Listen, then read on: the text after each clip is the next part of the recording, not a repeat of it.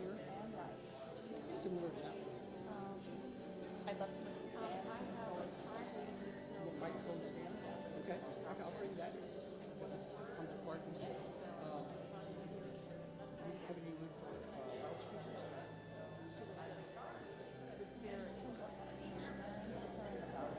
No, this is a different, because you have a couple small bookshelves like this.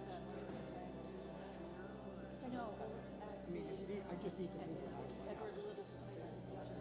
Have to donate them somewhere. I used to little. I know that you put some up.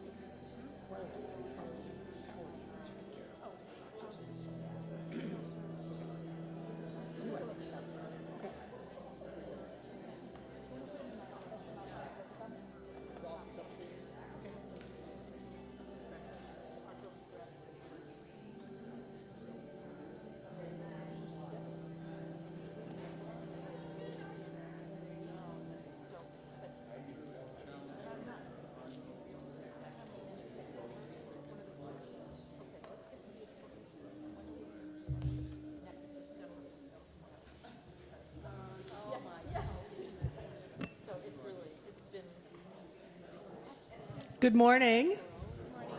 Good morning, good morning, and welcome, welcome, welcome to worship here at First Parish Church in Yarmouth, Maine. We are an open and affirming congregation of the United Church of Christ, and when we say whoever you are and wherever you are on life's journey, you are welcome here. We really mean that. You are welcome here. I'm Jill Small. I'm First Parish's interim pastor.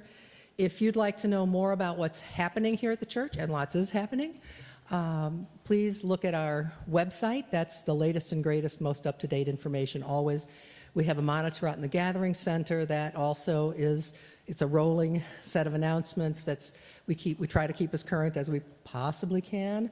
And of course, we have a weekly news announcement and a monthly newsletter. If you aren't getting those things and you'd like to, there's an orange pew card.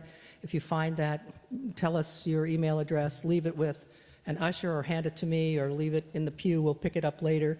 We'll make sure that we get you on the email list.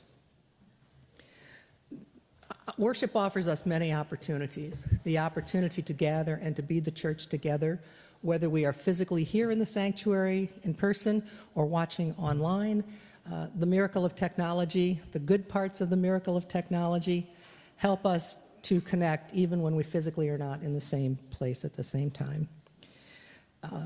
Among the other gifts that worship offers, in addition to being able to gather, is the opportunity to experience the divine breaking into your life, the opportunity to get to know someone else or to get to know a little more about yourself, and to be inspired to live into and out of the spirit of faith and hope and love. And I pray that all those gifts and others will be yours today. We have a peace candle this morning, and we have at least one announcement, so let's get on to that. Judy, you want to come on over?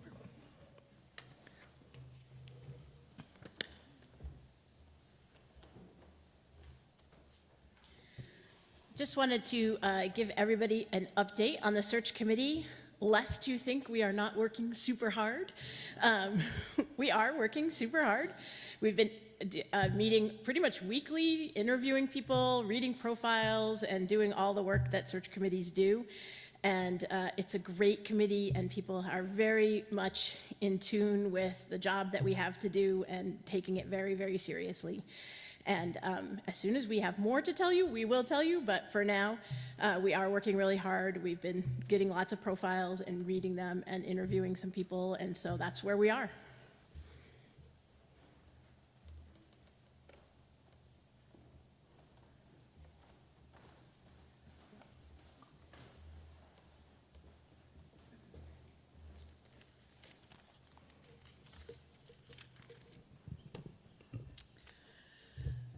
So I grew up in Windsor, Connecticut, and the local paper, the Hartford Courant, often had challenges for people to raise funds for various charities. Now, my family didn't have a lot of money. My dad was a mechanic, and my mom stayed at home raising 4 kids. And I think they were never confident that they could send any money to the paper. But we had a yard, and we had neighbors, and every summer, my older siblings put together a fair. stations with ball toss, guessing games, and all kinds of other things to do. They went and asked our neighbors to contribute toys or knickknacks for prizes, and all the neighborhood kids came over, paid a quarter for each game, and tried to win and have some fun. I remember a summer, in particular, that I was obsessed. Can you believe I was obsessed? To win a pair of ceramic fish on wooden plaques. And I spent most of my coin jar paying for things so that I could win that. After a weekend fair, we sent in our money and we got recognition in the paper as the Benavides Fair or the Capon Street Fair. We did it several years. It was the first time I realized that individuals sometimes might not have much to share, but as a community, we could make a difference. After World War II, the Protestant churches made appeals for relief and reconstruction of the issues with the war. In 1946, Bishop Henry Knox Sherrill, the presiding bishop of the Episcopal Church, also used his understanding of the power of the many, and on nationwide radio challenged Episcopal churches to raise $1 million in 1 hour on one Sunday. For the first 3 years, the Episcopalians raised $3.8 million.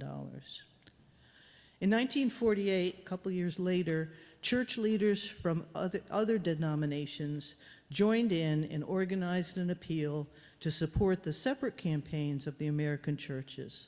A cast of characters, stars, including Gregory Peck, Ida Lupina, some of you guys probably know them, President Truman, carried the program on radio and called it One Great Hour.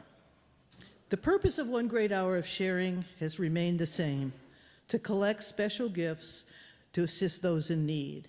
Today, projects are underway in more than 100 countries to support domestic and international development, to fight poverty and its consequences, bring aid and relief to communities torn by war or natural disasters, provide resettlement for refugees and displaced people, and combat injustice in many forms.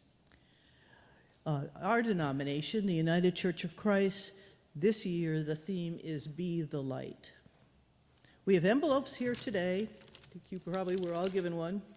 For donations, we'll also be you can put something in there and put it in our collection today.